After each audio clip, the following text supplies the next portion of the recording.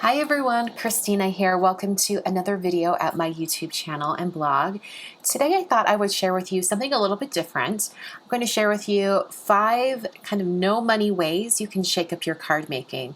These are things that I like to do when I just feel like things are getting a little bit stagnant or you just want to try something new. So hopefully these ideas will give you some great things to do to kind of jumpstart your creativity and get your card making going again. My first tip for you is to do something that I do, or rather I should do more often, which is clean your crafting space or organize your crafting supplies.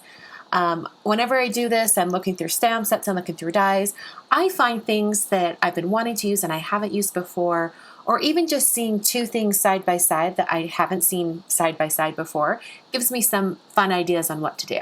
This also gives you a new opportunity to take old stamp sets or old dies or old supplies and pair them with the new techniques you may have seen recently.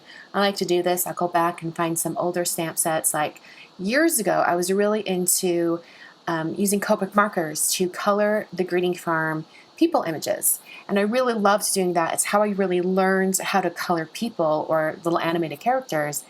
But I mainly only did that with Copic markers.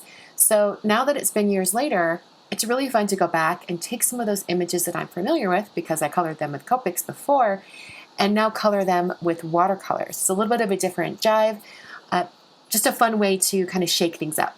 Number 2 is to give yourself a challenge or even look up different card making challenges online. There are a ton of challenge blogs out there.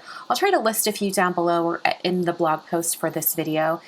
Just if you're looking for some fun challenges, I'd like to give myself time and supply challenges. So for instance, a few weeks ago, I actually posted a question on Instagram. I wanted some ideas on what I could do in a video. And one of you guys, actually met Amanda recently when I was at Lawn Fawn, she suggested that I challenge myself to use only one color and paint an image. And that's when I did this image from Mama Elephant. It was really fun. I used some Blueprint Sketch Distress ink and it was so much fun. I absolutely loved it.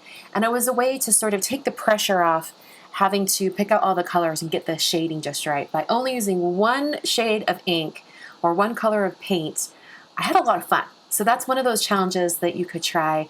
I've also seen ones where you only have 10 minutes to work up a card. There was a really fun video, I think it was a week ago or maybe a couple weeks ago, for Marina Krupski and also Simon Hurley. They teamed up and it's delightful to watch the 2 of them work together. I'll link that up in the corner if you want to check out that video. But that was a challenge for them to make a card from start to finish in 10 minutes. So giving yourself a challenge, something like that, just something fun.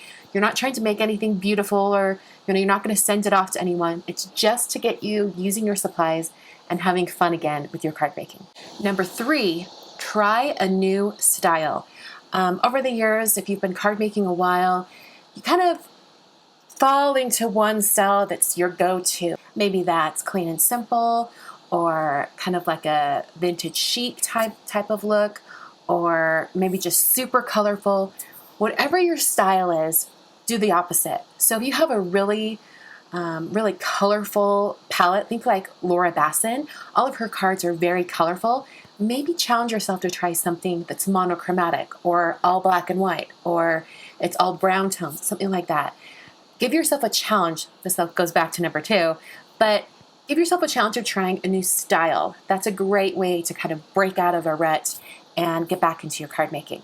Number 4 is to create matching envelopes for your cards using the same supplies. I've been doing a lot more mail art over the last 6 months or so, and I've really enjoyed kind of translating that kind of creative process of making a card and translating that into making an envelope.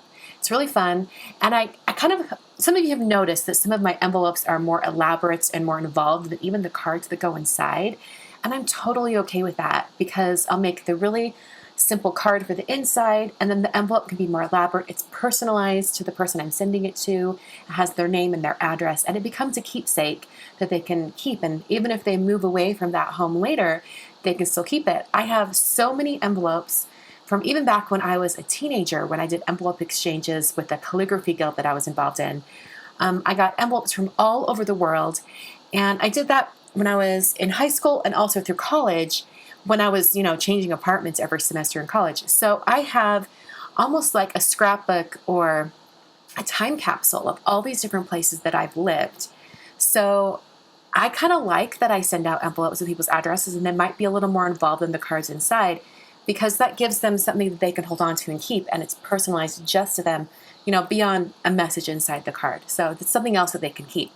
So yeah, challenge yourself to create an envelope that goes with your cards. This last tip for you, I almost changed it. This tip is brainstorm 10 ways to use a stamp set. And I thought 10 ways is kind of a lot.